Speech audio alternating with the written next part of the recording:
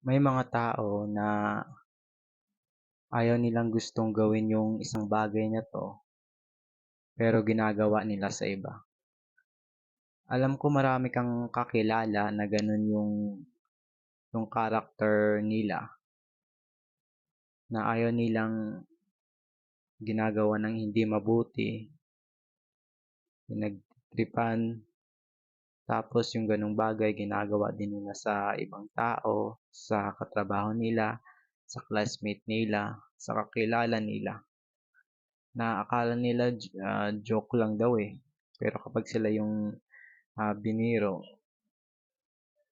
sobra yung reaksyon nila na dun na sa point na magagalit sila or kung ano-ano ng sinasabi or ginagawa. Mga parang 'pag sila yung gumawa, okey lang, pero 'pag sila yung ginawan, naku magtago ka na lang. Mag-iskandalo na lang 'yan sila na hindi mo alam. Kung ano, hahanapin ka talaga basta maisabi lang nila yung mga gusto nilang sabihin.